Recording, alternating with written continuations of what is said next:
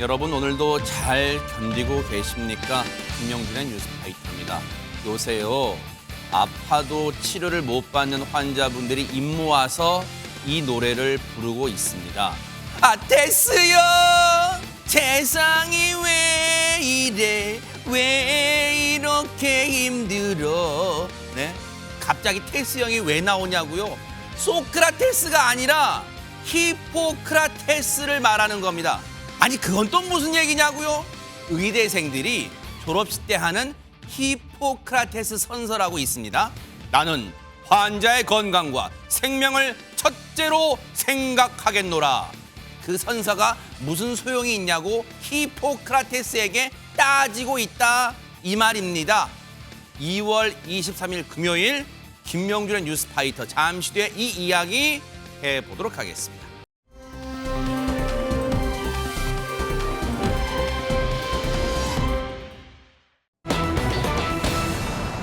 자, 오늘 민주당의 최고위원회의가 늘 하던 당대표 회의실이 아니라 당사로 옮겨서 할 수밖에 없었대요. 왜 그랬을까요? 영상 만나보시고 이어가 보도록 하겠습니다.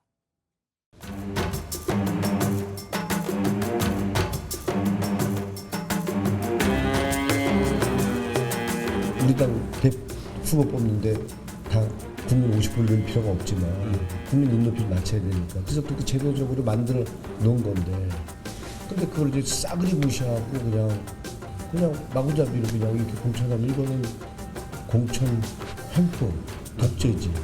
그러니까 이걸 말하는 우리가 말하는 국정농단이라고 그러는데 그건 공천농단이지. 당권농단, 직권남용이지 명백한.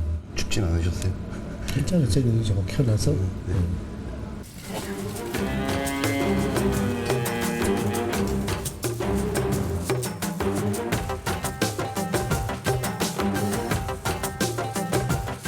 먼저 이게 비좁은 공간에 우리 언론인 여러분들 매우 불편을 끼쳐드려서 유감스럽게 생각합니다. 노웅래 의원께서 공관위 결정 때문에 회의실을 차지하고 계셔서 부득이 이곳에서 회의를 하게 됐습니다. 참 안타까운 일입니다. 영상을 접하신 시청자분들은 이담하는 소리, 이게 대체 무슨 상황이야? 그러실 것 같아요. 네, 이제 공천에 각 당이 속도를 내고 있는 가운데 네. 어제 이제 더불어민주당에서 컷오프 명단의 현역 의원을 5명을 발표를 했는데요. 그래요? 1차 컷오프 명단에 노웅래 의원이 들어간 겁니다. 노 의원이 상당히 반발을 하고 있는 모습입니다. 상대 후보와 가상 대결에서도 굉장히 좀 경쟁력이 있는데 공관위가 왜 이런 결정을 내린 거냐면서 근거를 공개하라라고 요구를 하고 있는 건데요. 그러면서 당대표실에서 그냥 무기한 농성에 들어간 겁니다. 무기한 단식 농성에 돌입을 한 건데요. 아이고. 노 의원은 그러면서 금품 관련한 재판을 받는 게 저 혼자가 아닌데 이거는 좀 고무줄 잣대다라고 하기도 했고요. 네. 또 엉터리, 인위적 공천이다라고 주장하면서 이건 당이 이기는 선거가 아니라 이재명 후보를 지키려는 그 측근을 지키려는 공천이다라는 본심을 드러내고 있다라고까지 강하게 발언하기도 했습니다. 네. 그러면서 어제 오후부터 보신 것처럼 당대표 회의실에서 무기한 단식 농성에 들어간 거고요. 원래 민주당 최고위가 여기서 열려야 하는데 부득이 저희가 이제 국회 당대표실이잖아요. 그렇습니다. 네. 그래서 여의도 중앙당사로 가서 회 최고위가 열리게 됐고 이것 때문에 이재명 대표가 좀 유감이다라고 표현을 하기도 했습니다. 그랬군요. 백성문 변호사님, 글쎄 이유를 지금 저희가 노웅래 의원은 지금 자기가 억울하다고 말하고 있는 것 같아요. 근데 제가 노웅래 의원이어도 정말 억울할 것 같은데요. 어허. 그러니까 사실 이건 어느 정도 예견이 된 일입니다. 그래요? 이재명 대표도 지금 당장 다음 주 월요일 날 본인은 중앙지방법원, 아내는 수원지법에서 재판을 받습니다. 그러니까 이재명 대표의 소위 사법 리스크라고 해서 이재명 대표 굉장히 일주일에 많으면 3번씩 재판을 받으러 다니고 있는데 네. 아니 당대표는 그렇게 재판을 많이 받는데 나 재판 받는다고 내가 컷오프 되는 건 아니지 않느냐. 그게 아까 이거예요. 금품 관련 재판을 받는 게 저 혼자가 아닌데. 그 얘기예요. 그래서 이재명 대표가 이 소위 말하는 이 공천권을 행사하는 과정에서 이런 문제가 생길 수밖에 없다는 거 어느 정도 예견이 된 겁니다. 그러니까 노웅래 의원 입장에서는 내가 컷오프 된 걸 받아들이기 힘들겠죠, 당연히. 그러면 예를 들어서 이재명 대표가 본인이 불출마를 하면서 이런 행동을 한 것도 네네. 아니고 본인은 출마를 하는데 나는 출마를 못 한다고? 아하. 나랑 그거랑 뭐가 다르지? 네. 그 이유는 좀 알려줘야 될 거 아니야? 아하. 이러면서 저렇게 무기한 단식에 들어간 겁니다. 그래서 전혜연 평론가님 앞서 기자와 이렇게 나지막한 목소리로 얘기를 주고받는 거 아니야. 그래서 내가 왜 컷오프가 되는가 기준을 제시해봐라. 지금 그 얘기를 하는 거가 봐요. 예, 근데 노웅래 의원님은 재판만 얘기를 하셨는데요. 지금 당에서 주장한 바를 보면 네. 의원을 평가할 때는 여러 가지 항목이 있습니다. 네. 의정활동 내용, 예를 들면 공약 이행률, 의원 입법 활동, 지역 내에서의 평가. 지역 내에서의 평가라는 것은 여론조사만 들어가는 것이 아니라 제가 취재한 바로는 당무감사라고 해서요. 당 관계자들이 감사하듯이 지역에 가서 여론을 또 청취를 합니다. 그러니까 숫자로만 보는 것이 아니라 지역에서 이 사안을 어떻게 보고 있느냐 이런 것이 들어가는 것인데요. 지금 탈락한 의원들이 공개하라라고 하는데 이 공개하기 좀 어려운 것이 네. 아마 의원들 간의 다면 평가 내용도 들어가 있는 것으로 알려져 있습니다. 그래서 저도 예전에 공직에 있을 때 인사평가에 들어가는데 인사평가에 들어가기 전에 인사평가 내용을 공개하지 않는다는 서약서를 쓰게 하는 이유가 누가 누구한테 점수를 잘 줬고 못 줬고가 공개되는 것 자체가 인사위원들에도 위축시킬 수 있기 때문이거든요. 그래서 그런 사정이 있다는 것도 또 말씀을 드리고요. 네. 아마 뭐 필요하다면 당에서 공개하는 것을 검토하는 것도 있을 수 있겠지만 제가 보기에는 그동안의 정당 관례를 볼 때 이렇게 예를 들면 뭐 다면 평가에서 누가 몇 점 받았다 이런 걸 공개하기 좀 어렵지 않을까 싶습니다. 네.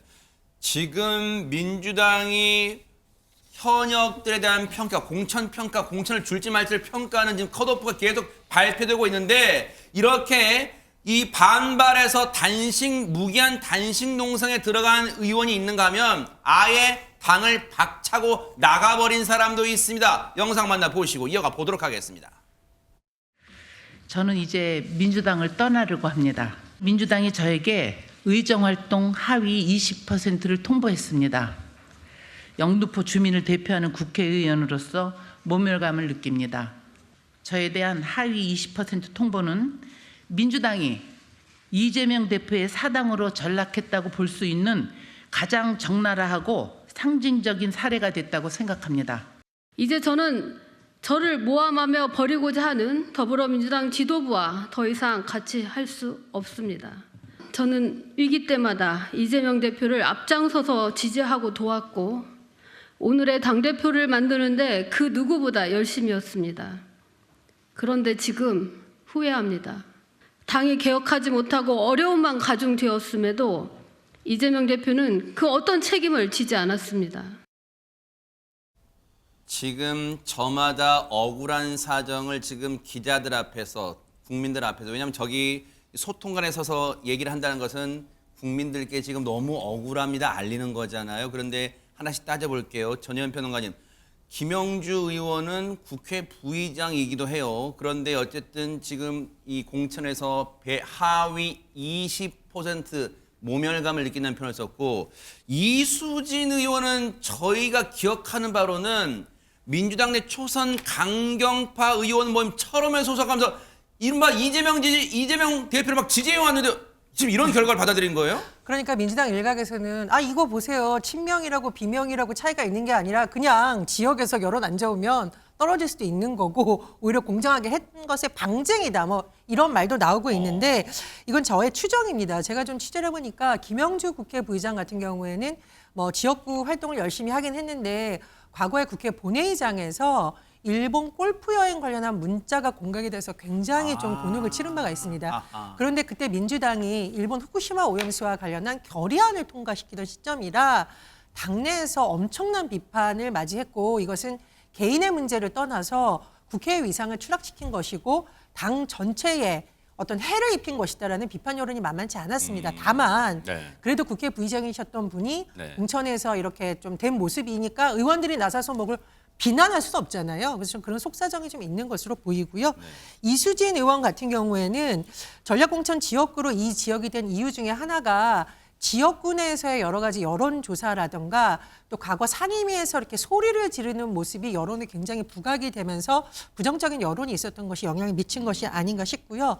또 뭐 해외 연수와 관련해서 했던 발언이 그 진위가 뭐든 간에 좀 적절한 발언이냐, 나는 왜 연수 안 들어갔냐고 지금 논란이 있었잖아요. 뭐 그런 여러 가지 부분이 좀 고려된 것이 아닌가 그런 해석이 됩니다. 이수진 의원은 지금 이 사진에 나온 인물입니다. 물론 민주당에는 이수진 의원이 둘이 있어요. 동명이인인데 물론 지금 이수진 의원은 지역구 의원, 지금 사진은요. 근데 이 이수진 의원이 판사 출신이에요. 그런데 지금 어제 이 기자회견을 하는 내용 중에 좀 전에 제가 전해드렸지만요. 백성문 변호사님. 네. 이재명 대표의 백현동 사건 관련 판결을 보면서 이재명 대표가 국민을 상대로 거짓말하고 있다는 생각을 지울 수 없습니다.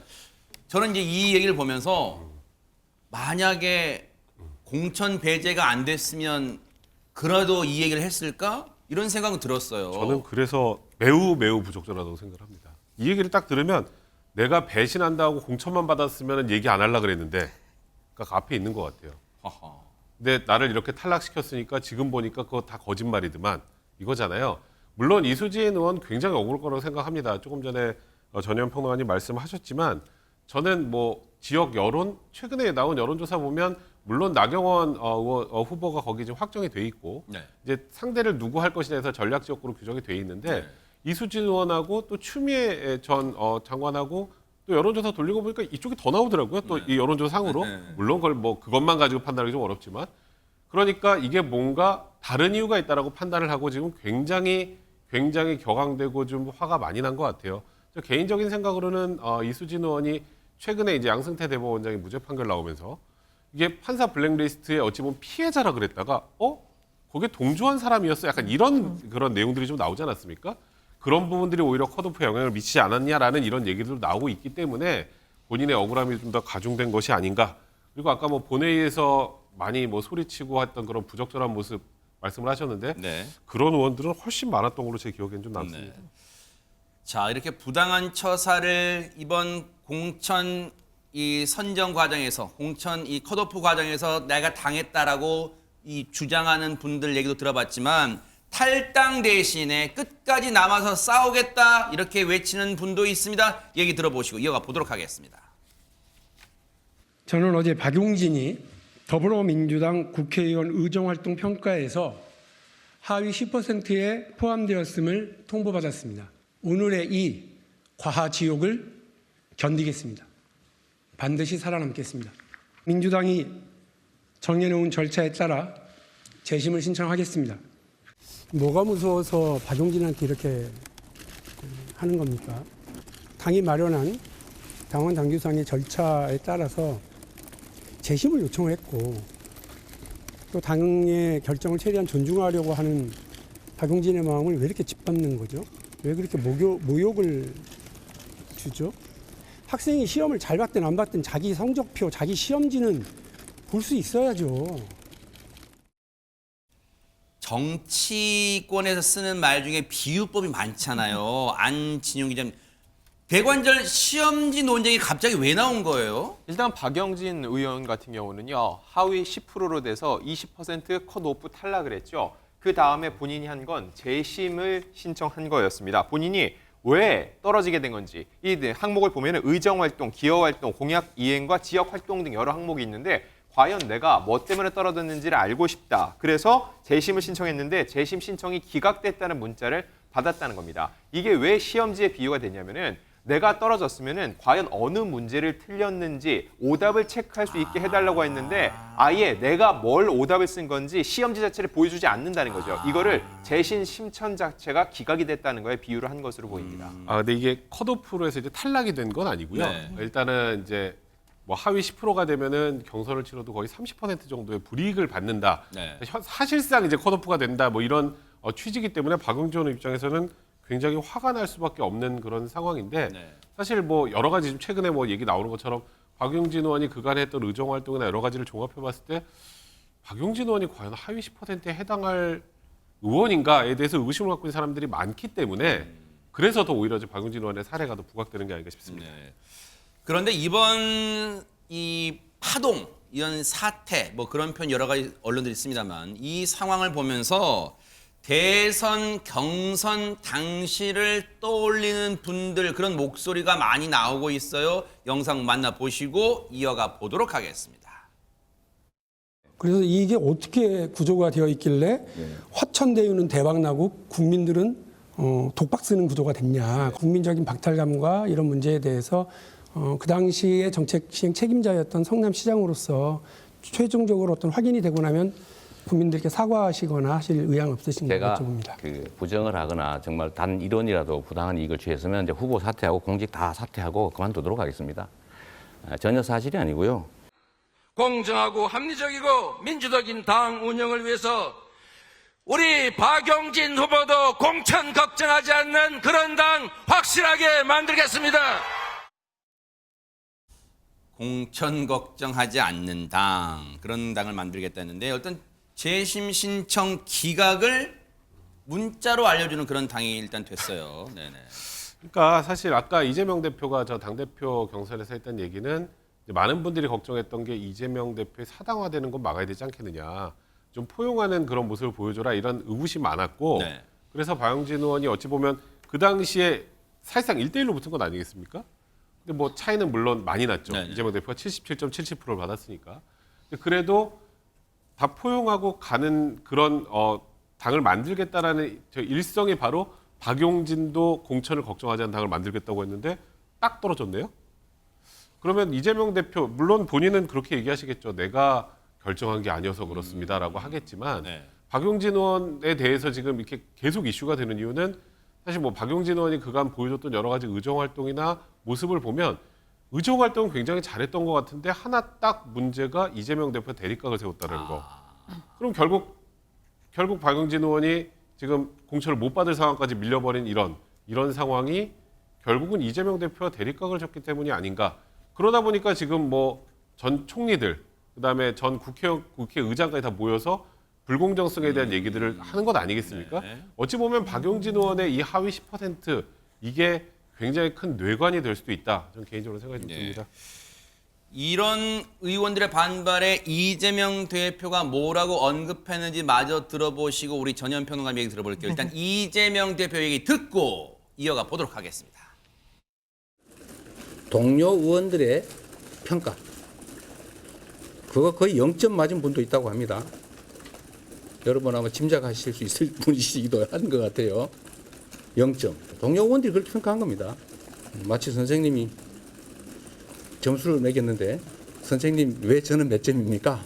그게 산수 점수 같으면 깔끔하지요. 그러나 국어 점수나 도덕 점수나 이런 건 참 어렵지 않습니까?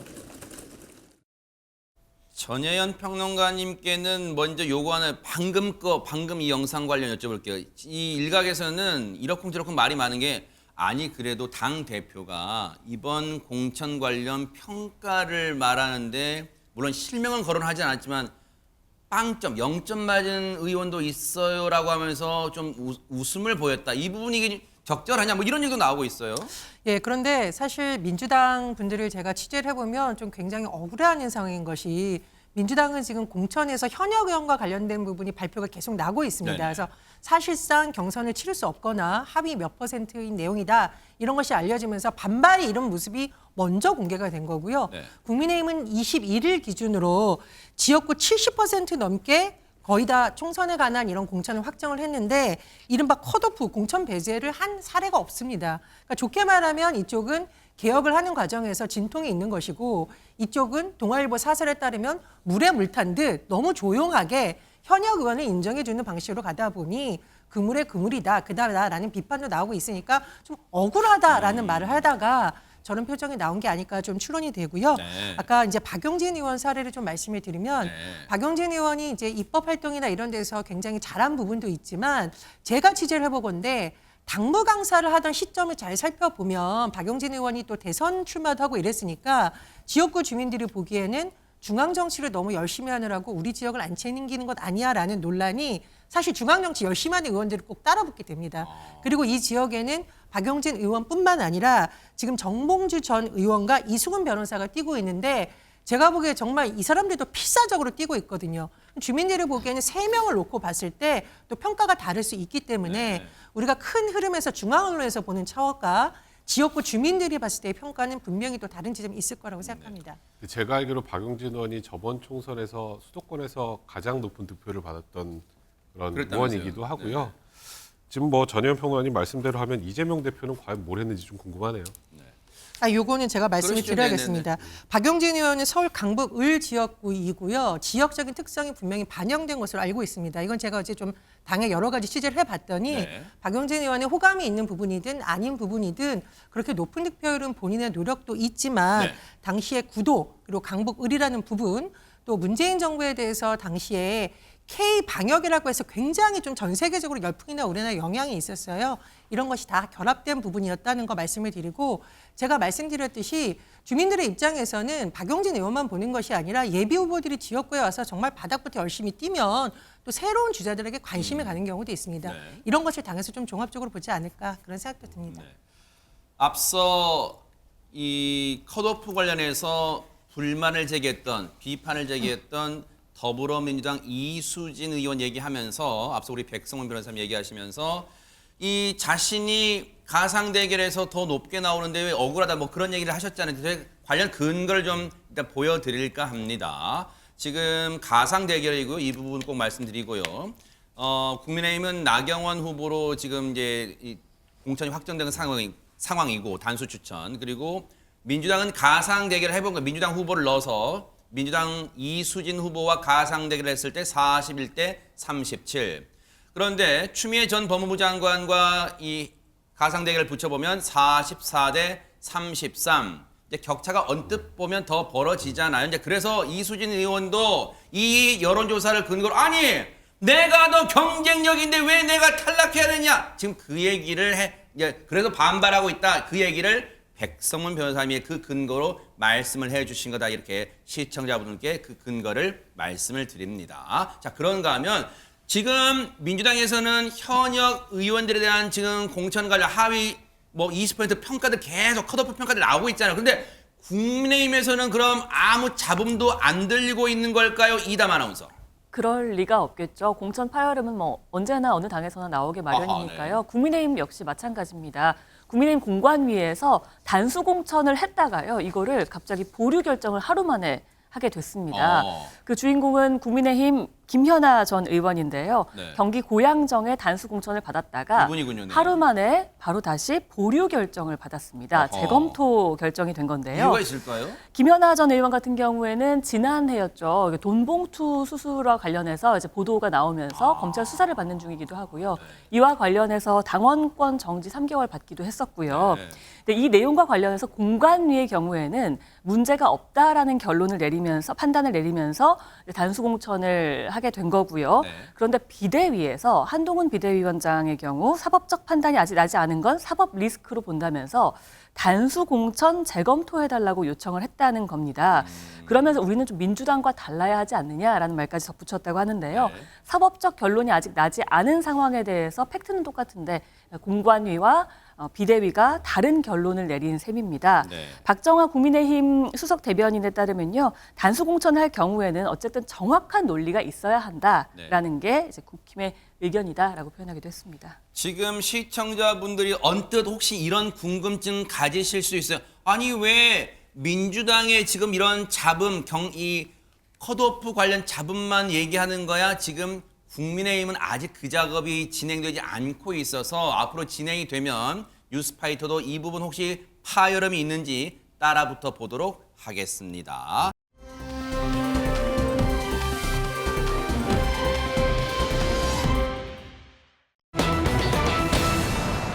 의대 정원 확대를 둘러싼 정부와 의사협회 간의 지금 팽팽한 대립 신경전 마찰이 이어지고 있는데요. 양측의 입장 먼저 들어보시고 이어가 보도록 하겠습니다.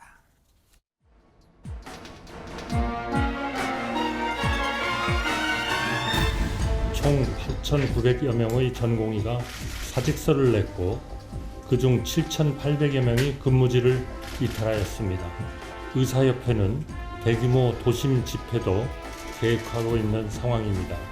이에 정부는 오늘 0810으로 보건의료재난 경보 단계를 위기 최고 단계인 심각으로 격상하였고 의사들은 정부의 이런 발표 내용을 보고 황당을 금치 못했습니다. 포퓰리즘 정책을 강행한 것은 정부입니다. 그리고 그러한 정부의 무리한 정책 강행으로 인해 전공의들이 희망을 잃고 병원을 사직하면서 위협을 포기하였기에 지금의 상황이 벌어졌습니다.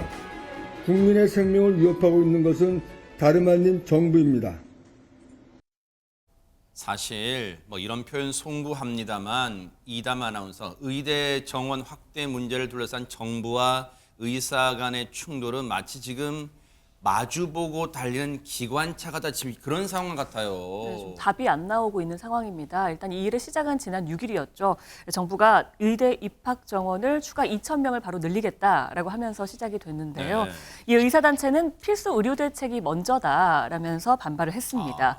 결국 대형 병원에서 시작해서 전국의 전공의들이 사직이라는 집단 행동을 벌이기도 했고요. 네. 의대생들은 집단으로 휴학계를 제출하기도 했습니다. 전공의의 거의 80%가 사직서를 제출한 상황이에요, 지금. 네, 주요 94개 병원 소속의 전공의의 78.5%가 어제 오후를 기준으로 사직서를 제출한 상황인데요. 전공의라면 우리가 흔히 말하는 인턴, 레지던트 합치는 거잖아요, 그죠? 맞습니다.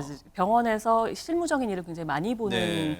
이제 주요 전공의들이 그렇게 된 건데요. 네. 정부가 여기에 지금 업무 개시 명령을 바로 내리기도 했고요. 집단 행동 주도하는 이들에 대해서는 구속 수사하겠다라면서 굉장히 엄정하게 대응을 하겠다고 예고를 했지만 분위기는 강경하네요. 네, 또 전공의들 역시 병원 이탈은 계속되고 있는 상황입니다.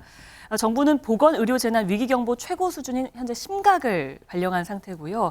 앞으로 일주일에서 열흘 정도가 좀 고비가 될 수 있다라는 예측이 나오고 있습니다.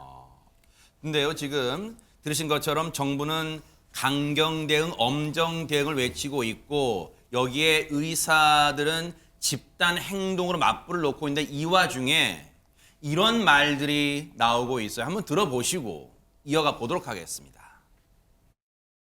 매 맞는 아내가 자식 때문에 가출 못할 거라고 자식을 볼모로 폭력 행사하는 남편과 무엇이 다릅니까? 이런 글을 올렸어요.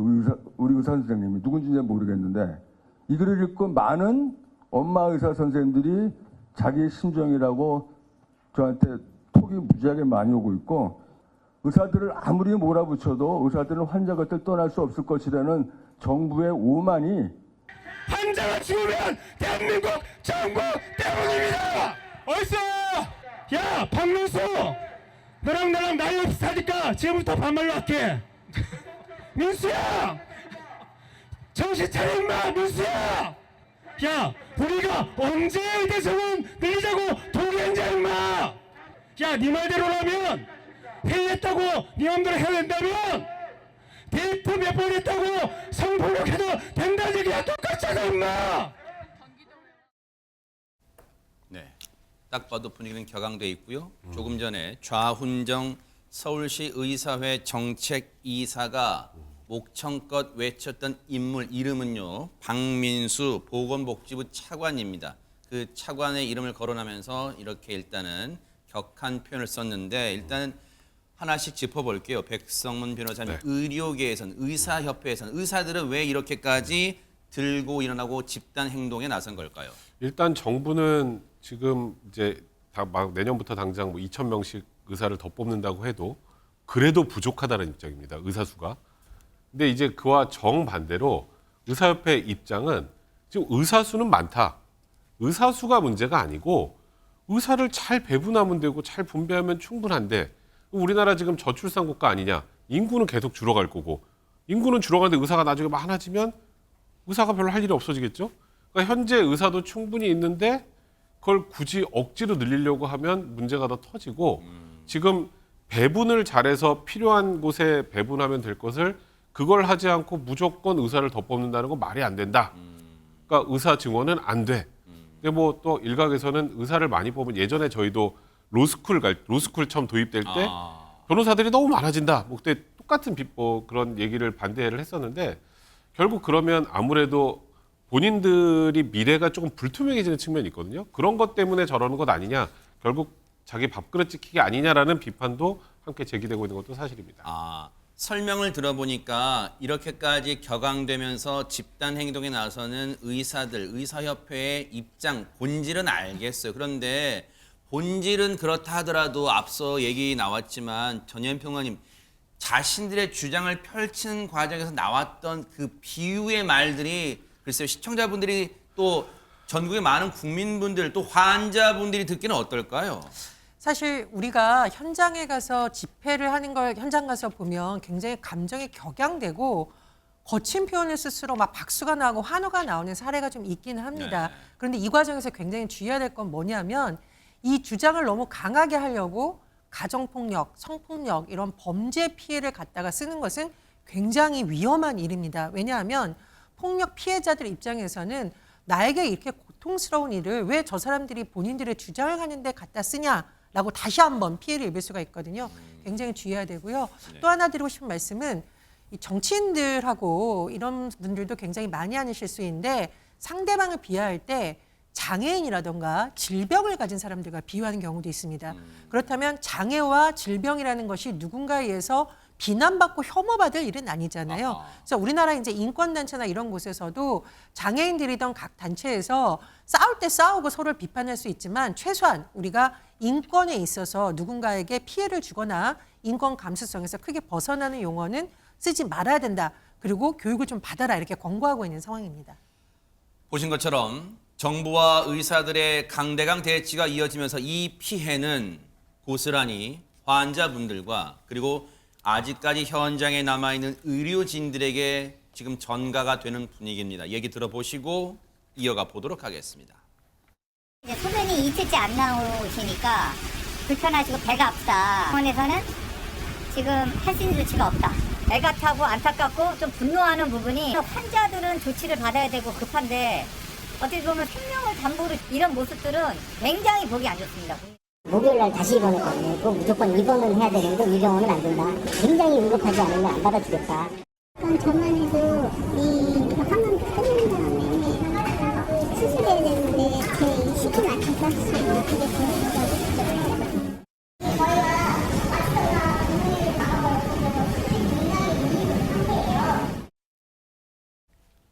시청자분들도 그런 생각하시겠지만 왜냐면 또 그리고 시청자분들 중에서도 지금 이 일이 남의 일이 같지가 않은 게 실제로 중요한 수술이나 응급 상황을 맞이하고 계신 분을 환우분을 가족으로 두신 분도 많으실 거 아니에요, 이담 아나운서. 실제로 응급 상황에 처한 환자들이 뭐 이른바 응급실 뺑뺑이라고 하죠. 이런 일이 또 일어나고 있습니다.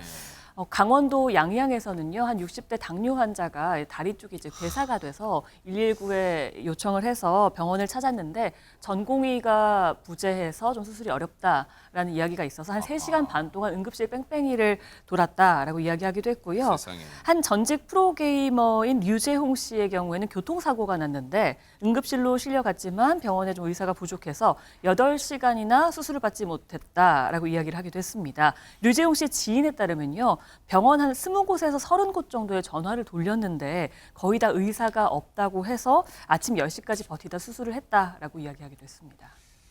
앞서 의사협회 분들이 뭐 했던 말 중에 정부가 강하게 나가면 의사들은 결국 환자들 때문에 국민들 때문에 다시 돌아올 것이다. 저희가 그런 말씀을 드리고 싶은 게 아니에요.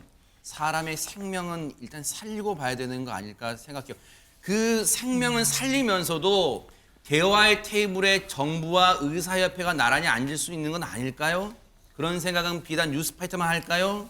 아마 시청자분들도 많은 그런 생각을 하시지 않을까 그런 생각 감히 해보고요. 정말 이 갈등 정말 솔로몬의 해법은 나오지 않을까 주말 거치면서 그런 솔로몬의 해법 나오기를 진심으로 기대를 해보도록 하겠습니다.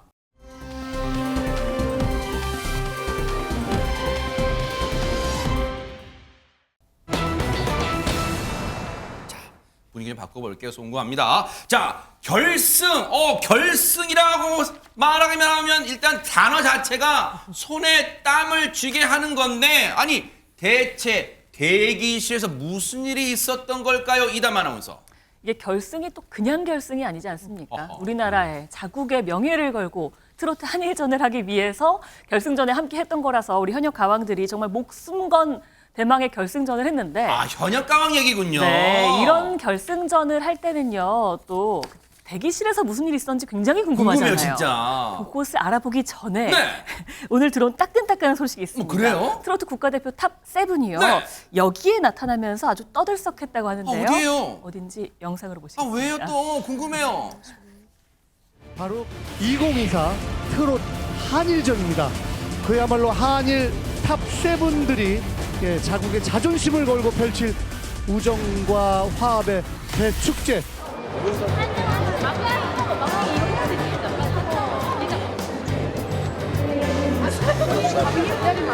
얘들아, 여권 챙겨서 나 보여줘야 돼. 티켓하고. 사연 씨 잘 다녀오시고, 민 씨도 잘 다녀오시고, 잘 다녀오세요.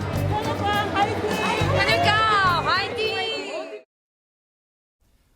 원래도 유명한 현역 가수분들이셨지만 지금 MBN의 현역 가왕 덕분에 더더욱 지금 막 유명세를 지금 치르고 계시는데, 아니 근데 지금 오늘 따끈따끈한 오늘 영상이란 말이에요. 근데 안진영 기자님, 현역 가왕 시청률 막 올리고 해서 포상휴가 가는 길인가요?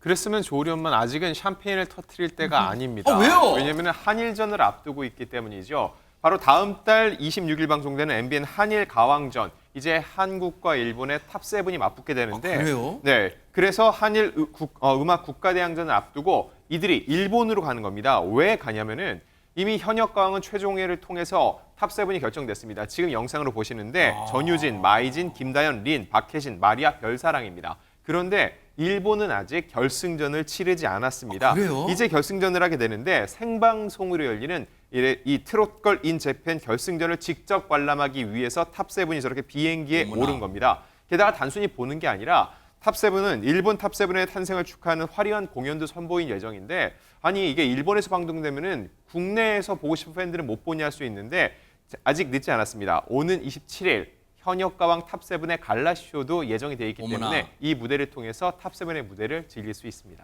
저 탑7 분들 공항에서 저렇게 사진 찍은 거 보니까 드라마 당장 만들어도 되겠어요. MBN 내 칠공주. 그렇게 드라마도 만들어도 될까? 너무 친자매처럼 지금 있어요. 너무 사랑스러운데, 이담하면서 얘기 듣고 보니까 상대를 알아야 나를 안다. 상대를 알아야 이길 수 있다. 지금 이런 각오 같아요. 그러니까요. 경연을 끝내자마자요. 다들 얼마나 각자 바쁘겠습니까? 그럼에도 불구하고 연습을 굉장히 열심히 했다는 거예요. 그러네요. 트롯 한일전을 해야 되니까요. 세상에. 그러니까 이 결승전에 임할 때 각오가 얼마나 남달랐겠습니까? 굉장한 각오로 결승전에 임했을 것이고 네. 굉장히 떨렸을 것 같은데요. 그러니까 이 결승전에 있었던 대기실에서 무슨 일이 있었는지 저희가 궁금해요, 진짜. 더 궁금한 거잖아요. 김명준 앵커도 궁금해하고 맞아요. 우리 시청자 여러분도 궁금해하실 그럴 결승전 대기실의 현장 함께 보시겠습니다. 가보십시다. 네. 초란의 선배이자 린 선배님의 후배 수바이진입니다. 반갑습니다. 오늘 몇 위 예상하시나요? 저요? 네. 탑7 안에 예상하고 있습니다. 아이진 씨가 말한 초라는 사실 제가 현역강 나오기 전에 작가분들이 붙여주신 그 별명이었어요. 그래서 그 초란이라는 말은 네. 마음에 들으셨어요? 저 마음에 들었죠. 그러면 지금부터 이제 트로트 앨범을 내실 때는 초란으로 하실 계획이십니까? 아니, 안 그럴 건데요. 왜 마음에 들었다면서요? 들었는데 너무 계란 같잖아. 안녕하세요. 천지만상 꽃길 사축의 손님 온다에 가수 윤수현입니다. 반갑습니다. 귀여워. 안녕하세요. 안녕하세요. 맛있나요? 선배님이랑 찍은 사진. 진짜 귀엽게 나온다. 봐봐, 유진아. 아, 귀엽다.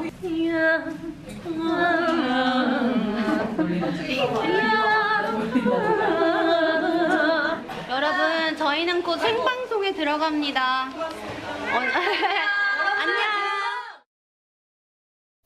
아니 보고도 믿기지가 않는 게 결승 생방을 앞둔 분들 맞아. 왜냐면 결이 가줄래 막 긴장할 것 같은데 진짜 막 스스로 먹고 친자매 같아요. 저는 좀 살벌할 줄 알았는데. 그러니까요. 저게 거기가 맞나라는 생각. 다른 데서 찍어가지고 몰래 좀 올리는 게 아닌가라는 생각이 드는데, 네. 뭐 진짜 보시는 것처럼 뭐 긴장감, 신경전 이런 거 전혀 없고 네. 정말 화기애애하고 어디 좀 놀러 온 그냥 그러니까요. 친한 뭐 자매들 같은 그런 모습인데요.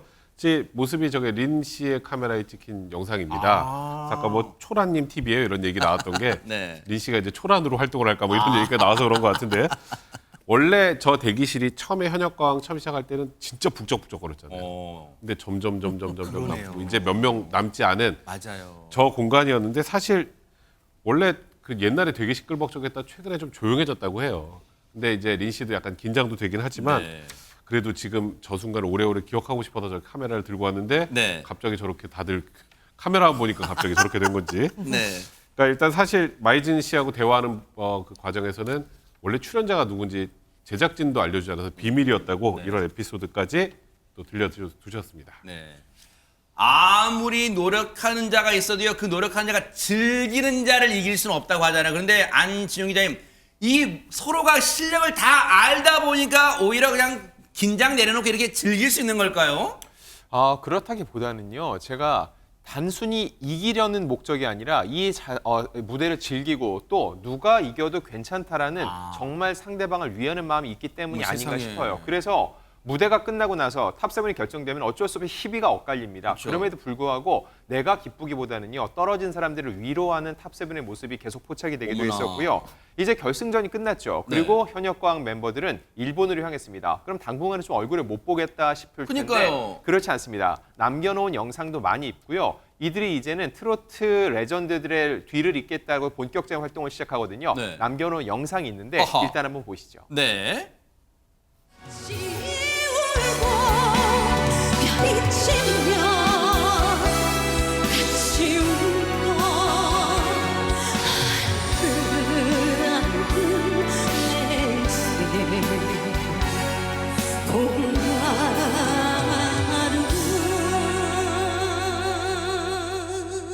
심사를 해도 될까 할 정도로 너무 놀랐던 무대들이 너무 많아서 선곡한 이유가 제가 있을까요? 너무너무 좋아하고요. 그래서 친구들이 저를 심수린이라는 별명으로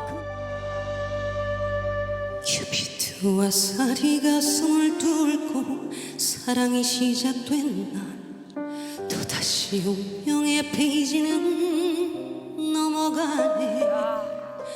나 당신 사랑해도 될까요?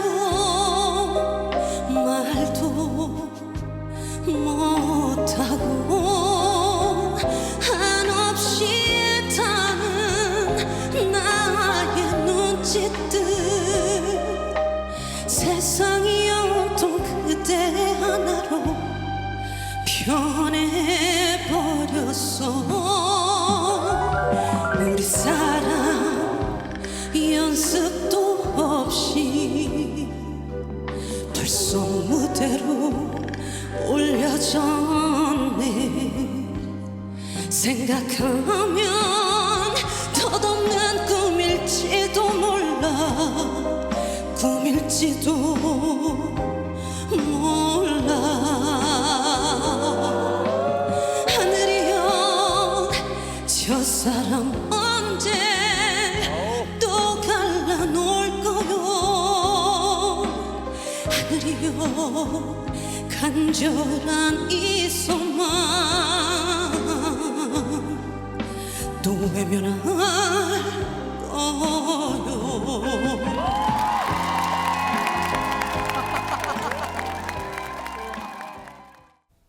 시청자분들이 와, 현역가왕 그때의 감동이 다시 되살아난다 막 그런 생각 하실 것 같은데, 근데 이런 생각도 하실 것 같아요. 전효연 평론가님, 발라드의 여왕 린 씨가 그때 발라드를 어떻게 불렀더라 이제는 가물가물하실 거예요. 그러니까요. 아, 저 사람이 발라드의 여왕이 아니라 트로트의 여왕으로 부를 수도 있겠다라는 생각이 들 정도로 변신에 성공하셨는데 네. 아까 말씀하셨듯이 주변에서 린과 심수봉 씨의 이름을 붙여서 심수린이라고 와, 별명을 붙여줬다고 예쁘네요. 하네요. 네. 참 부럽습니다. 저는 예전에 전예현이 아니라 전길동이라고. 왜요 또? 홍길동이라는 좋은 의미죠. 취재를 열심히 한다. 그래서 제가 여기저기서 제발 좀 그 별명은 부르지 말아달라고 했는데 어쨌든 심수린이라는 아유, 또 심수린이라는 별명도 아주 멋지고, 우리가 이제 이미자 선생님과 심수봉 선생님의 노래를 듣고 린 씨의 노래를 듣고 약간 공통점이 있죠. 비음입니다. 콧소리가 듣기 싫은 것이 아니라 끊어질 듯 말 듯 애절하게 부르는 점이 참 공통점인 것 같습니다. 뭐 한국의 머라이어 캐리다 이렇게 불렸었는데 요즘은 심수봉, 이미자 선생님 같은 사람이 되고 싶다 이렇게 린 씨가 또 본인 심정을 밝히기도 했습니다.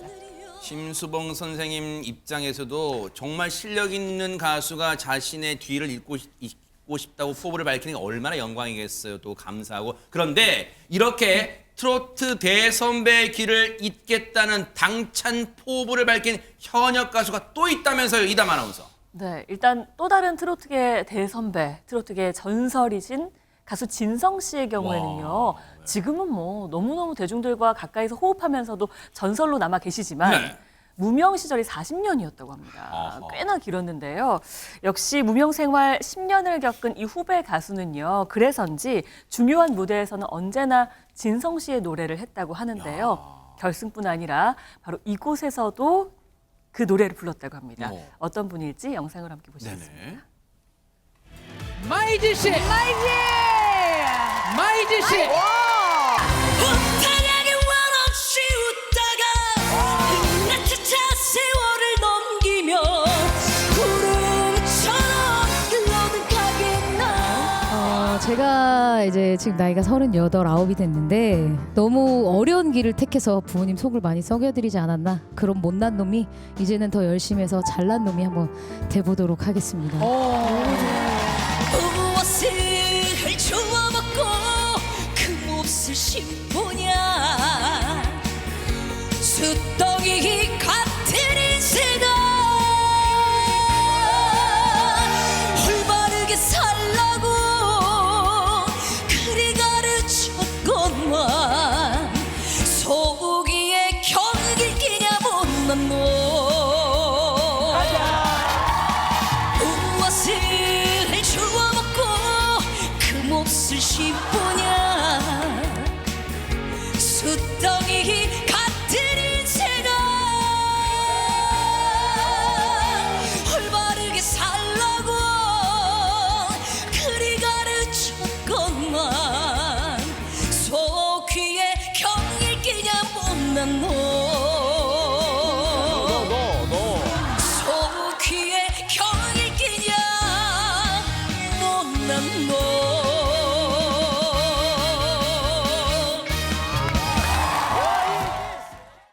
아니 이 노래를 처음 들어보셨다 하더라도 안진용 기자님, 마이진 씨가 부른 노래를 듣고 있으면 막 시원한 사이다 한 잔 막 마신 느낌이잖아요. 그래서 농담 조금 보태자면요. 요즘 체한분들이 소화제 안 드시고 마이진 노래 듣는다는 얘기도 있습니다. 근데 본인도 너무 팬들이 많이 늘어서 기쁘다고 하는데 실제로 여러 댓글들을 보면은 다른 가수를 응원하러 들어왔다가 마이진의 팬이 됐다는 분들이 적지 그래요? 않다는 거죠. 심지어 투병 생활을 하는 분이 내가 마이진의 노래를 들으면서 힘을 낸다. 워낙 무대가 힘이 있으니까 본인도 보고 있으면 주먹에 힘이 불끈 들어간다는 의미겠죠. 네.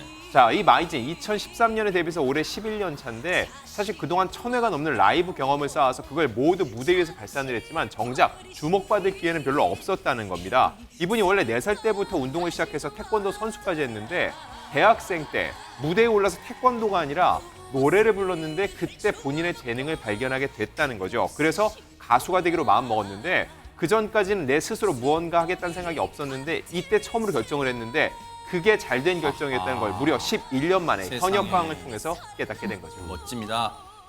한일 트로트 국가대항전은 3월 26일 날 첫방이 됩니다. 이게 많이 남았어! 하지만요, 그 사이사이마다 오늘처럼요, 현역 탑7에 따끈따끈한 근황이 들어올 때마다 뉴스파이트가 발빠르게 여러분께 전달해 드릴 것을 약속을 드릴게요. 이 트로트 국가대표 탑7 현역 가수분들 정말로 화이팅! 일본 가수도 화이팅! 하시기 바랍니다. 기대해 보겠습니다.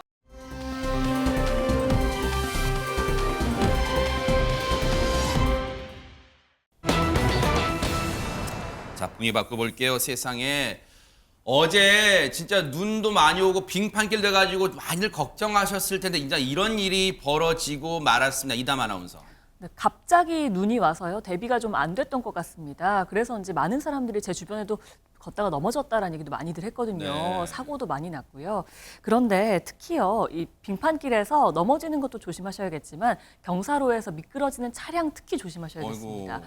어제 서울에서요, 한 주택가에서 안타까운 사고가 벌어졌습니다. 아이고. 영상을 함께 보시겠습니다. 네. 눈 내린 어느 내리막길입니다. 한 남성이 검은색 차량과 함께 어머. 아주 빠른 속도로 미끄러져 내려오는데요. 세상에. 이 남성은요, 밀려 내려오는 차를 온몸으로 막아보려고 하지만 함께 미끄러지고 맙니다. 세상에. 감당이 안 되는 빠른 속도의 무게에 결국 이 남성 골목길에 주차된 다른 차량과 부딪히고 말았습니다. 어머나 세상에.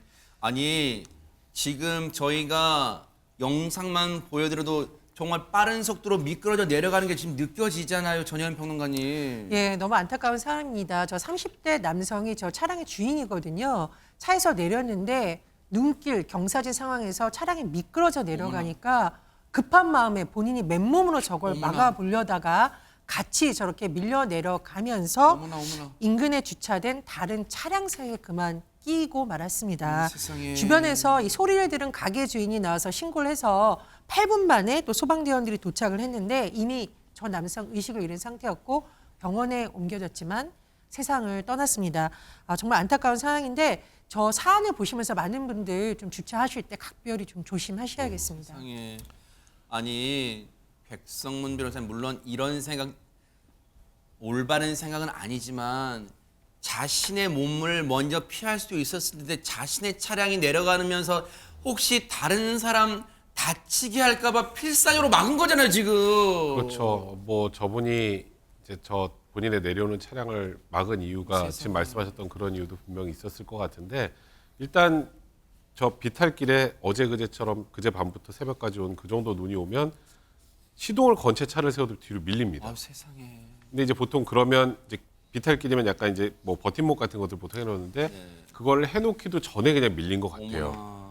그리고 밑으로 내려가면 이제 다른 차가 있으니까 어떻게든 걸 버텨보려고 하고 또 혹여 밑에 사람이 있으면 그 차 내려가면 다른 사람이 다칠 수도 있잖아요. 아이고. 그래서 저 차를 어떻게 필사적으로 멈춰 보려고 하셨던 것 같은데요. 일단 너무 안타깝고 하지만 절대 해서는 안 되는 겁니다. 왜냐하면 저거는 그냥 일개 개인의 힘 가지고 막을 수 있는 정도의 수준이 아닙니다. 그러니까 일단은 밑에 만약에 사람이 보이는데 내가 경사로에 차를 댔는데 차가 밀렸나 그러면 그쪽 사람을 보고 소리를 질러서 피하라고 말씀을 해주신 게 일단 1번인 것 같아요. 차를 혼자 막으려다가는 이런 정말 안타까운 사고가 생길 수 있기 때문에 꼭 주의하셔야 될 것 같고요. 그리고 이제 뭐 굳이 뭐 하나 혹여 이런 일들이 앞으로도 눈이 오면 종종 있을 수 있기 때문에 팁을 하나 드린다면 경사로에 차를 댈 때는 핸들을 이렇게 틀어서 주차를 해놓으시면 밀려도 이렇게 가잖아요. 방향이 틀어지니까. 네네. 이렇게 가서 그럼 벽으로 부딪히고 쓸 수 있거든요. 그런 것도 한 번쯤은 생각을 해보시면 좋을 것 같습니다. 안타깝습니다. 너무너무 안타까운데요. 눈길이요. 정말로 얼마나 위험하냐면요. 이 차량도 제어가 안 될 정도랍니다. 안진용 기자님. 네, 바로 도로 위에서 눈을 치워주는 제설 차량입니다. 네. 어제 새벽 경기도 부천의 한 도로에서 제설 작업을 하던 이 차량이 비좁은 내리막길을 내려가다가 전도되고 말았습니다. 무려 무게가 8톤이나 되는 차량이었는데요. 세상에. 다행히 인명사고는 없었지만 사고 충격으로 인근 식당의 유리창이 일부 깨졌습니다. 또 차량으로 인해서 왕복 2차로 도로가 막히면서 차량 왕복에도 통제가 되기도 했었고요. 이 제설차가 미끄러진 걸 보면은요, 눈길을 운전할 때 얼마나 조심스럽게 해야 되는지 알 수 있는데 저도 간단한 팁을 하나 드리면 왜냐하면 생업 때문에 운전 안 할 수는 없죠. 운전을 하실 때 앞에 차량이 밟고 간 바퀴 자국이 있을 텐데 그걸 따라서 운행을 하면은 옆쪽으로 차량이 미끄러지는 것을 막을 수가 있다는 겁니다. 그리고 명심해야 될 거, 다들 알지만 못하게 되는 건데 급브레이크는 절대 금물입니다. 일단 속도를 많이 내지 마시고 속력을 줄일 때는 밟았다 뗐다 하시면서 여러 번 나눠서 속도를 줄이는 게 중요합니다. 세상에 눈이 내렸을 때는 정말 주의하고 조심해야 될 게 정말 많은데 차도도 마찬가지지만 인도에서도 이런 걸 조심하셔야 한다고 합니다. 한번 들어보시고 이어가 보도록 하겠습니다. 저희 여기 횡단보도 건너려고 했는데 고드름 떨어져서 여기를 못 간다고 하셔가지고 크게 돌아가야 될 것 같습니다. 아니 길을 가고 있는데 지금 뭐가 떨어진다고요? 이담 아나운서? 고드름 정말 위험하잖아요. 그냥 바로 위에서 떨어져도 위험한데요. 어제요, 서울 여의도의 한 고층 건물 주변에서 유동인구가 굉장히 많은 곳인데 여기서 고드름이 이제 떨어졌다고 합니다. 그 소방대원과 경찰이 이 자리를 통제를 좀 했다고 하는데요. 가만히 달려있기만 해도 굉장히 위험한데 바람까지 강하게 불어서요. 네, 건물 주변에 산발적으로 고드름이 낙하를 했다고 합니다. 심지어는 저게 떨어진다고요? 네, 도로 반대편까지 날아갈 정도로 바람이 불었다고 하는데요. 세상에. 그래서 아까 보시는 것처럼 시민들이 지나가면서 팔로 이제 머리를 이렇게 막고 가고 있는데 아무리 그랬다 하더라고요. 고드름 떨어지면 굉장히 위험하거든요. 굉장히 위험한 상황이 연출되기도 했습니다. 천만 진짜 저 고드름 때문에 인명피해가 아니라는 게 천만 다행이었습니다.